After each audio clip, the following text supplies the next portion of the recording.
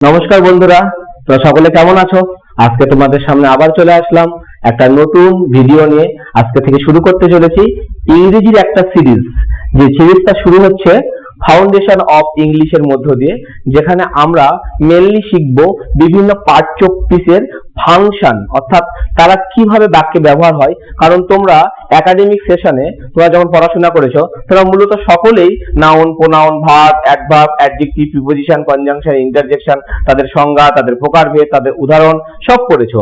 কিন্তু তোমরা মেনলি যেটা পড়োনি সেটা হচ্ছে তাদের ফাংশন বা তাদের কাজ। কারণ তোমরা জানো পাঠ্যপিসের যদি আমরা ফাংশন ঠিকঠাক জানি, তবেই পাঠ্যপিসের ব্যবহার যদি আমরা সঠিকভাবে জানি, তবেই আমরা বাক্যের মধ্যে কোন পাঠ্যপিস কি হিসেবে কাজ করছে, কোনটা কোন পাঠ্যপিস হবে, একটা পাঠ্যপিস যে এক এক বাক্যে এক এক রকম রূপ নিতে পারে, সেগুলো সম্বন্ধে তোমরা জানবে। তো চলো আমরা সেই জায়গা থেকে শুরু করি, একদম গোড়া থেকে। আশা করি তোমরা যদি এই সিরিজটাকে ফলো আপ করো, তাহলে অবশ্যই তোমাদের ইংরেজির যে দুর্বলতা এবং ভীতি কাটবে, এটা আমি আশা রাখি।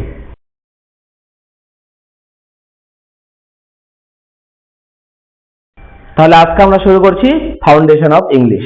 দেখো, প্রথমত আমরা একবারে চলে যাই। বলো তোমরা ইংরেজির প্রথমে কি শিখেছিলে? একদম গোড়াতে আসো। তোমরা যদি প্রথম ইংরেজি শুরু করো, তা সেটা হচ্ছে লেটার। লেটারের নিচে তার যাওনি। লেটার মানে তোমরা শিখেছো ইংরেজি বর্ণমালায় এ থেকে জেড অবধি কতগুলো অক্ষর আছে, অক্ষর ঠিক বলবো না, মানে লেটার আছে। লেটার আছে 26টা, তোমরা জানো 26 লেটার। এবং এর মধ্যে তোমরা জানো 5টা হলো ভাওয়েলস আর 21 হচ্ছে কনসোনেন্ট।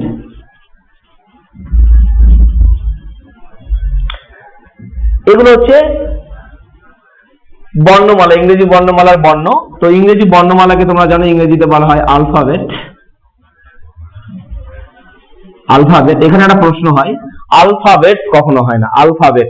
মনে রাখবে, আলফাবেট অলওয়েজ সিঙ্গুলার রূপেই ব্যবহার হয়, এর কোনো প্লুরাল ফর্ম নেই, এবং এটি বাক্যে সবসময় সিঙ্গুলার হিসেবেই বসে, এবং এর সঙ্গে যে ভার্বটা এগ্রি করে, সাবজেক্ট ভার্ব এগ্রিমেন্টে এর সঙ্গে যে ভার্ব এগ্রি করে, সবসময় ভার্বটা কিন্তু সিঙ্গুলারই হয়, কখনো এর প্লুরাল ভার্ব নেয় না। এটা তোমাদেরকে মনে রাখতে হবে, অনেক সময় শর্ট প্রশ্নতে আসে। এবার আমরা জানবো যে লেটারের পরে যদি কোনো ভার্ব তৈরি হয়, সেটা হচ্ছে ইংরেজি, সেটা হচ্ছে ওয়ার্ড। ওয়ার্ড মানে সেটা হচ্ছে শব্দ। যেমন তোমরা জানো যে কতগুলো বর্ণ পাশাপাশি বসে যখন একটা অর্থ তৈরি করে, তখন সেটাকে আমরা কি বলি? তখন সেটাকে আমরা বলি হচ্ছে ওয়ার্ড। কিন্তু এখানে একটা কথা মনে রাখতে হবে, বর্ণগুলোকে কিন্তু একটা সিকোয়েন্স অনুসারে বসতে হবে। র্যান্ডমলি বসলে কিন্তু হবে না। র্যান্ডমলি বসলে হয়তো সেটা অর্থ তৈরি করতে নাও পারে। যেমন আমি যদি বলি WOBK, দেখো তো, লক্ষ্য করো তো, এটা কি কোনো শব্দের জন্ম দিল? কোনো অর্থবহ হলো? এটা কখনোই নয়। কিন্তু আমি এটাকে যদি একটা নির্দিষ্ট ধারাবাহিক হিসেবে একটা ক্রমানুযায়ী বসাই, এবং যার ফলে একটা অর্থ আসে, যেমন আমি যদি এইভাবে বসাই BOOK, লক্ষ্য করো এটা কিন্তু একটা অর্থের জন্ম দিল। বুক, বুক মানে বই, তার মানে এটাকে তোমরা বলতে পারো কি? এটাকে তোমরা বলতে পারো ওয়ার্ড, WORD, ওয়ার্ড। ওয়ার্ড মানে কি? ওয়ার্ড মানে হলো শব্দ। তাহলে আমরা কি জানলাম? প্রথমে লেটার, লেটার পর থেকে তোমরা জেনেছো ওয়ার্ড। এবার ওয়ার্ডের পরেই মূলত তোমরা এটা শিখেছো যে কতগুলো ওয়ার্ড যদি পাশাপাশি বসে একজন ব্যক্তির বা একজন বক্তার মনের ভাব সম্পূর্ণরূপে প্রকাশ করে, তবে আমরা সেই শব্দ সমষ্টিকে আমরা কি বলি? বাক্য বা সেন্টেন্স। এই সংজ্ঞাটা তোমরা পড়েছো, ভালোই পড়েছো, ভুল পড়োনি। কিন্তু আমি একটু ওই ট্র্যাডিশনালি ইংরেজিটাকে, মানে তোমরা যেটা শিখে এসেছো একাডেমিক সেশনে বা একাডেমিক ইয়ার গুলোতে, আমি একটু ওইভাবে না বলে একটু ঘুরিয়ে বলবো, যাতে কি হবে, সেখানে আমরা সরাসরি শব্দ থেকে বাক্যতে না গিয়ে শব্দ থেকে আমরা আরো দুটো খণ্ডে বা অংশে পৌঁছাবো। তো সেগুলোকে আমি চলো একে একে তোমাদেরকে এখানে করে দেখাচ্ছি। তোমরা কি জানো? যে sentence is a group of word which make meaningful sense, এভাবে বলা যায়। অর্থাৎ কতগুলো শব্দ মিলে যে বাক্য তৈরি হয়, এটা আমরা জানি। কিন্তু আমি ওটা না বলে একটু অন্যভাবে বলছি। কেমন অন্যভাবে বলছি? দেখো, কতগুলো শব্দ মিলে কিন্তু তৈরি হয় তোমার হচ্ছে, কতগুলো শব্দ মিলে কিন্তু তোমার তৈরি হয় হচ্ছে শব্দগুচ্ছ। আবার কতগুলো শব্দ মিলে কিন্তু তোমার তৈরি হয় বাক্যাংশ। এটাকে আবার অনেকে উপবাক্যও বলে, আবার এটাকে অনেকেই খণ্ড বাক্যও বলে।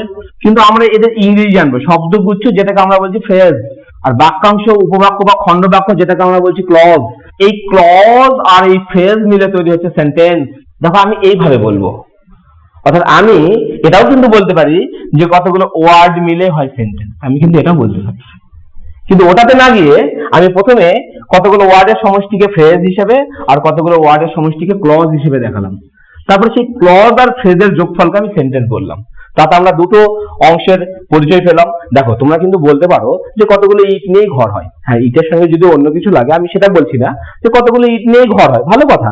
কিন্তু আমি সেটাকে যেমন বললে ওটাও যেমন সত্য, কিন্তু ওটাকে না বলে যদি আমি এভাবে বলি যে কতগুলো ইট নিয়ে প্রথমে কয়েকটা দেওয়াল হয়, তারপর দেওয়াল আর উপরের ছাদ মিলে একটা ঘর তৈরি হয়, তাতে ভুলটা কি হলো?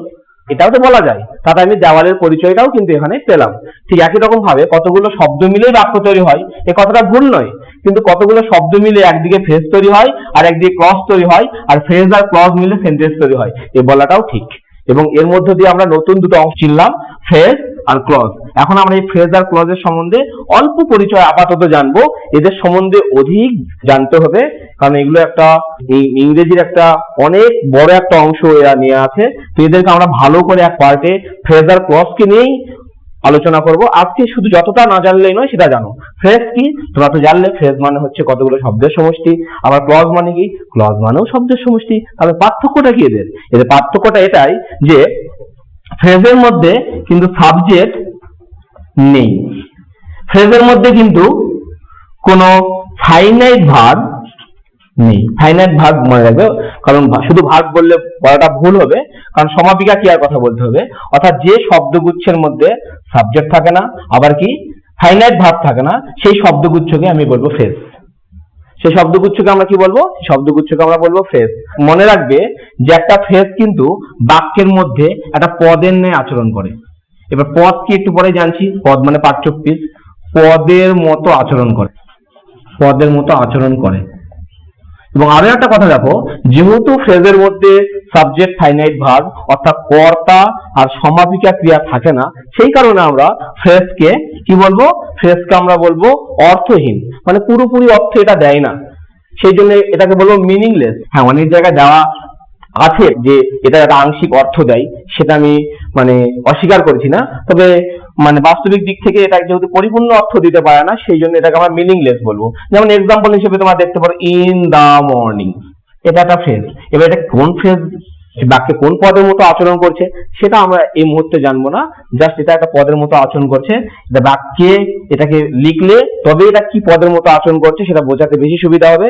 এই জন্য আমি ফ্রেজের যে টাইপস গুলো সেটা সম্বন্ধে কথা বলছি না, আপাতত শুধু এইটুকু মনে রাখো, ফ্রেজ হচ্ছে a group of words which has no subject and no finite verb. তার মানে ফ্রেজ হচ্ছে কতগুলো শব্দের সমষ্টি যেখানে কর্তাও থাকে না, সমাপিকা ক্রিয়াও থাকে না, অর্থাৎ সাবজেক্টও থাকে না, ফাইনাইট ভার্বও থাকে না। এতে বাক্যে কিসের মতো আচরণ করে? একটা পদের ন্যায় আচরণ করে।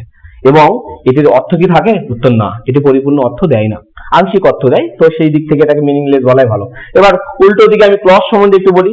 ক্লজ কি? দেখো ক্লজও তো আমরা জানি, a clause also a group of words which has a subject and a finite verb. তার মানে একটা ক্লজ কতগুলো শব্দের সমষ্টি যেখানে একটা কর্তা থাকবে এবং যেখানে একটা সমাপিকা ক্রিয়া থাকবে। এবং মনে রাখতে হবে যে ক্লজ কিন্তু পরিপূর্ণ অর্থ দেয়, তার মানে এটা মিনিংফুল। কিন্তু সব ক্লজ মিনিংফুল নয়, সেটা আমরা জানবো ক্লজের যে টাইপস আছে সেখানে। যেমন ক্লজকে মূলত আমরা ভাগ করতে পারি দুই ভাগে, যেমন মেইন ক্লজ আর সাবঅর্ডিনেট ক্লজ। তোমাদের এখানে মনে রাখতে হবে এই মেইন ক্লজ কিন্তু পরিপূর্ণ অর্থ দেয়, সাবঅর্ডিনেট ক্লজ কিন্তু পরিপূর্ণ অর্থ দেয় না। আর সঙ্গে এটাও মনে রাখবে যে সাবঅর্ডিনেট ক্লজও কিন্তু বাক্যে পদের মতো আচরণ করে, পদের মতো আচরণ করে। মেইন ক্লজ কিন্তু করে না, সাবঅর্ডিনেট ক্লজটা পদের মতো আচরণ করে। তাহলে আবার এই সাবঅর্ডিনেট ক্লজ কিন্তু মিনিংফুল নয়, অ্যাকচুয়ালি মেইন ক্লজটা কিন্তু মিনিংফুল, কারণ সাবঅর্ডিনেট ক্লজের মিনিংটাও মেইন ক্লজের মিনিং এর উপর নির্ভরশীল হয়। তাহলে ক্লজ আর ফ্রেজ সম্বন্ধে এইটুকুটাই আমরা জানলাম। তারপরে এবার চলো পরের অংশটুকু বলছি। ধরো আমি লিখলাম I went to Ram's house when he was watching TV। দেখো এই বাক্যে I subject when finite verb, এইটুকু শব্দগুচ্ছের মধ্যে আমি দেখো একটা সাবজেক্ট পেয়ে গেছি I, আর when কে ফাইনাইট ভার্ব হিসেবে পেয়ে গেছি আমি, তাহলে এটা একটা ক্লজ। আবার এই বাক্যে লক্ষ্য করো যে হিটা হচ্ছে সাবজেক্ট আর হচ্ছে was watching এটাকে বলবো ফাইনাইট ভার্ব। তার মানে এই শব্দগুচ্ছের মধ্যে মানে এখান থেকে শুরু করে এই পর্যন্ত এখানে দেখো এখানে একটা সাবজেক্ট আর ফাইনাইট ভার্ব আছে, তার মানে এটা একটা ক্লজ। কিন্তু লক্ষ্য করো আমি যদি এই ক্লজটা না বলতাম, এই when থেকে শুরু করে এই পর্যন্ত না বলতাম, তবুও কিন্তু এটা দেখো নিজের অর্থ নিজে প্রকাশ করতে পারছে। কি রকম? আমি গিয়েছিলাম রামের বাড়ি, I went to Ram's house। দেখো এটা পরিপূর্ণ হতে গেলে কিন্তু এর উপর নির্ভর করতে হচ্ছে না, কিন্তু আমি যদি এইটুকুটা শুধু বলতাম যে when he was watching TV, যখন সে টিভি দেখছিল, তখন আমার মনে কিন্তু একটা প্রশ্ন থেকে গেল কখন, তাই না? তার মানে এটার পরিপূর্ণ অর্থ কিন্তু নিজে প্রকাশ করতে পারছে না, আরো কিছুর প্রয়োজন হচ্ছে। তাই জন্য এটা হলো সাবঅর্ডিনেট ক্লজ আর এটা হলো মেইন ক্লজ। আর মেইন ক্লজ পরিপূর্ণ অর্থ দিতে পারে, কিন্তু সাবঅর্ডিনেট ক্লজ বা ডিপেন্ডেন্ট ক্লজ পরিপূর্ণ অর্থ দিতে পারে না। তো মনে রাখবে এই দুটোর গুরুত্ব, অর্থাৎ ফ্রেজ আর ক্লজের গুরুত্ব কিন্তু ইংরেজি গ্রামারে বা ইংরেজির পুরো অংশে বলতে গেলে খুবই গুরুত্বপূর্ণ।